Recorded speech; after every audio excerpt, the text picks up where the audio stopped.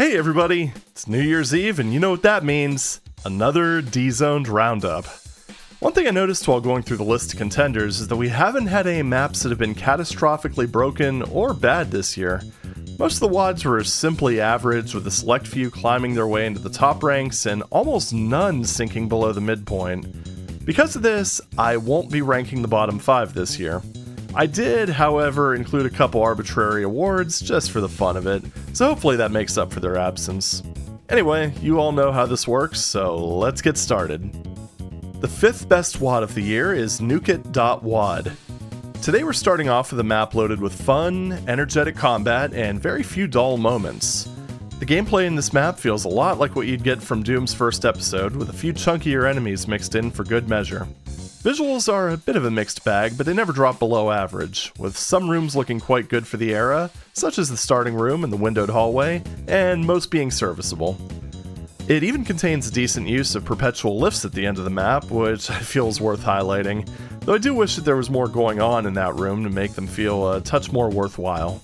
If I had to criticize this map for anything, it's that sometimes the way forward is uncharacteristically vague, with some unmarked doors being mandatory for progress. Thankfully, all instances of this are visible on the auto map, so it's not a huge deal, but it is always a little bit of a bummer to have to switch between gameplay and the auto map just to work out where you need to go. The 4th best WOD of the year is Ringdeath.WOD. The name of this one is about as descriptive as it gets. It features a ring, 2 of them in fact, and plenty of death. As far as 90s arena maps go, this one is remarkably well balanced. Many of them, in my experience, tend to flood the player with weapons, ammo, and power-ups, offering almost no challenge to skilled players. While this one does contain, in my opinion, 2 more invulnerability spheres than it needs, it puts a tight cap on the amount of ammo the player has access to and ensures that they have to stay on the move in order to find weapons. It also makes delightfully devilish use of cacodemons to ensure that the player can't stay in one place for too long, forcing them to seek refuge in dark, crowded tunnels in order to stay in the fight. When I first played this, I questioned how much of its design was deliberate, but it's hard to make something this keenly balanced by accident. It's fairly quaint compared to modern arena-based maps, but I could see it still keeping up-and-coming UV players on their toes. The 3rd best WOD of the year is Fifi5.WOD. I remember a couple instances in the past where I've contemplated what a mapper from the 90s would hand over to you if you asked them to design a slaughter map, and I think this one makes for a better example than any of the previous ones I've covered. This is one of the early entries in the Real Tough map series by George Fifi, also known as King Real, and I could see this monster being real tough for your average 1994 PC to run at a reasonable frame rate. Thankfully that's not a problem today, and the spuddiest of potatoes can handle things like this without a problem. Aside from the monster density, this map sports some great hellish visuals with an impressive level of detail for 1994, and the combat itself is quite fun and varied with plenty of well-executed traps and ambushes. While there is perhaps a bit too much early reliance on the old boomstick, Doom's entire arsenal is available to intrepid explorers.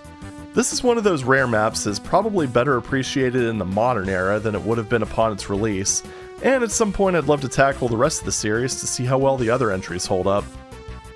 The 2nd best WOD of the year is Painless.WOD. It's strangely rare for maps of this vintage to stick so closely to a single theme without it eventually becoming stale. This map is about 50% tech base and 50% sewer, with a solid layout, keen gameplay balance, and great use of enemies. The map's visually above average, with its lighting in particular standing out. The secrets feel appropriately rewarding, giving some fun toys to attentive explorers and computer area map enthusiasts to play with, all without throwing off the balance too much.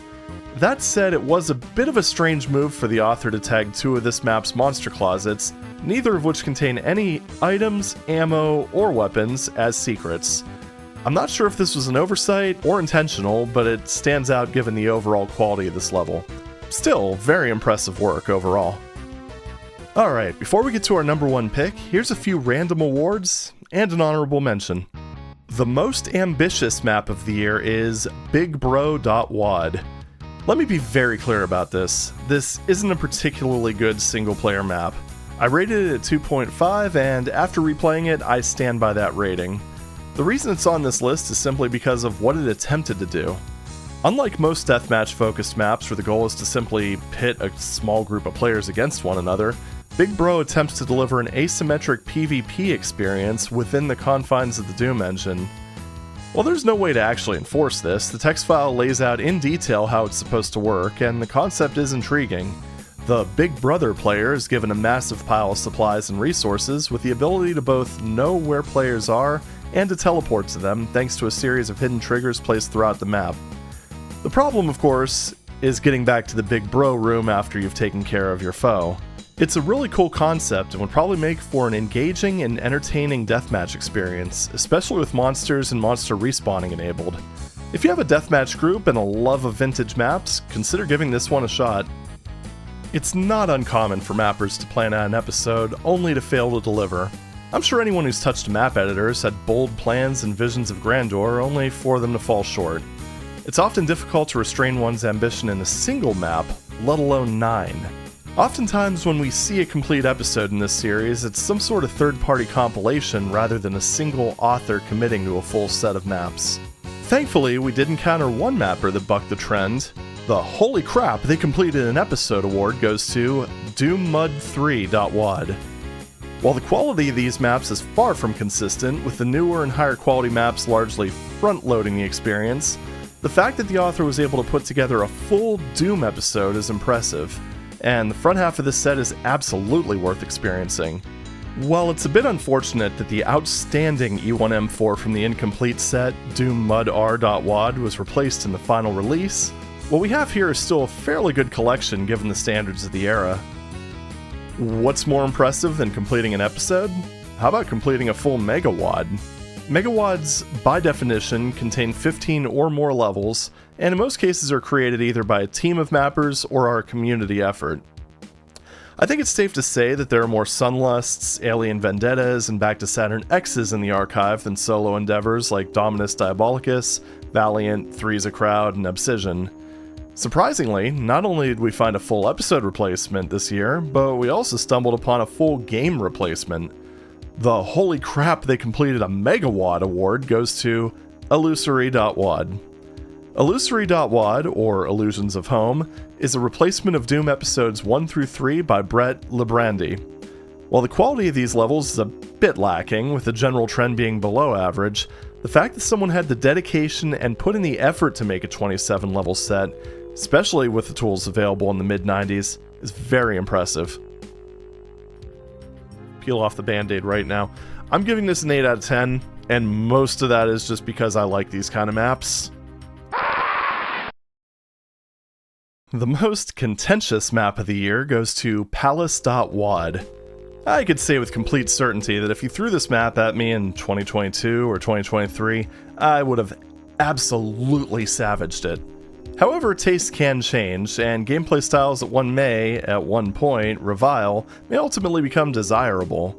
That was my attitude towards slaughter maps at one point in time, and just as I've come to appreciate them, I've also come to appreciate slower, somewhat more obscure, puzzle-driven experiences such as Palace.wad.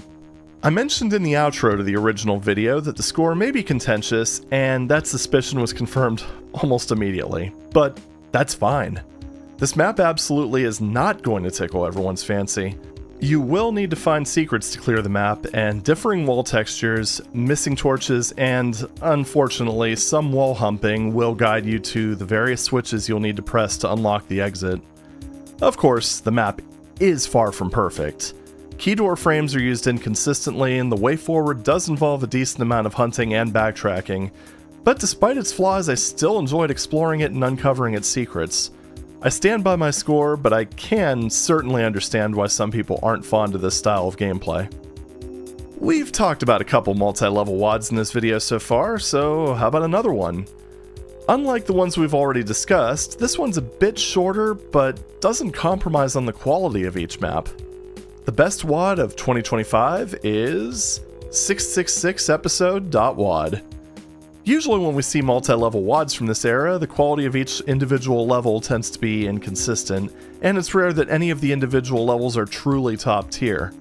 Doom Mud 3, for example, is made up of a mix of the author's old and new levels, and there's a stark difference between them. In the case of Illusory, the very best levels were simply average. When I played 666 episode, the lowest score I gave to any of the maps was an 8. 2 of them received 10s. Fantastic gameplay with minimal annoyances, solid visual design with consistent themes throughout each map, clever and deadly traps, and secrets that award a 10 of players.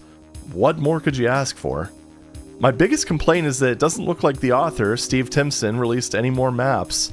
I would have loved to see what he was able to pull off with a bit more practice and refinement. And that's it.